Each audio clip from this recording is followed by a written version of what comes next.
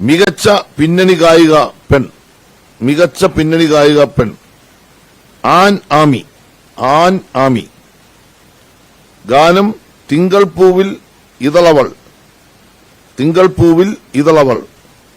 ചിത്രം പാച്ചുവും അത്ഭുത വിളക്കും. 50,000 രൂപയും ശില്പവും പ്രശസ്തി പത്രവും.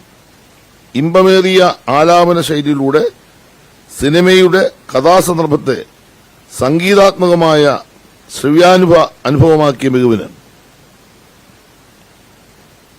ഇനി വളരെ പ്രധാനപ്പെട്ട കാര്യം പറയാൻ പോകുന്നു. മികച്ച പിന്നണി ഗായകൻ ആൺ. വിദ്യാധരൻ മാസ്റ്റർ.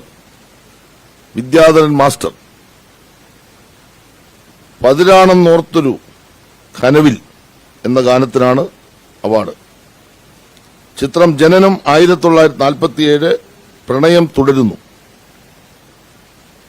50,000 രൂപ ശില്പവും പ്രശസ്തി പത്രവും. വിദ്യാധരൻ മാസ്റ്റർക്ക് ആദ്യമായിട്ടാണല്ലേ അവാർഡ്? പാട്ടിന് നേരിട്ട് പാടി ആണെന്ന് തോന്നുന്നു. ഗായകൻ എന്ന രീതി പ്രമേയത്തിന്റെ എല്ലാ വൈകാരിക ഭാവങ്ങളെയും ശബ്ദത്തിലേക്ക് ആവാഹിച്ച ആലാപനം മികവിന്. മികച്ച സംഗീത സംവിധായകൻ മാത്യൂസ് പുളിക്കൻ. ചിത്രം കാതൽ. 50,000 രൂപയും ശില്പവും പ്രശസ്തി പത്രവും. സന്നിഗ്ധമായ അവസ്ഥയിലൂടെ കടന്നുപോകുന്ന കഥാപാത്രങ്ങളുടെ സൂക്ഷ്മ വികാരതലങ്ങൾ പൂർണ്ണമായി ഉൾക്കൊണ്ട് പശ്ചാത്തല സംഗീതം പകർന്ന മികവിന്.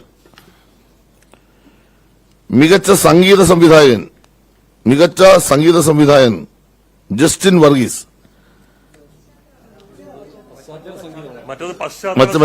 ഇത് ഗാനങ്ങൾ.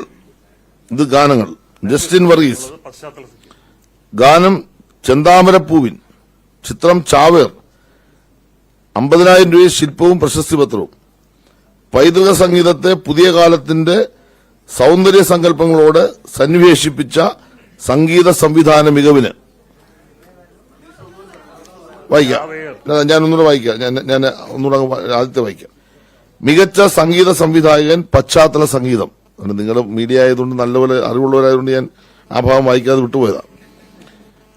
അപ്പൊ അത് മാത്യൂസ് പുളിക്കൻ. ചിത്രം കാതൽ. 50,000 രൂപയും ശില്പവും പ്രശസ്തി പത്രവും. മികച്ച സംഗീത സംവിധായകൻ ഗാനങ്ങൾ ജസ്റ്റിൻ വർഗീസ്. ചിത്രം ചെന്താമരപ്പൂവിൽ. ഗാനം ചെന്താമരപ്പൂവിൽ. ചിത്രം ചാവേർ. മികച്ച ഗാനരചയിതാവ്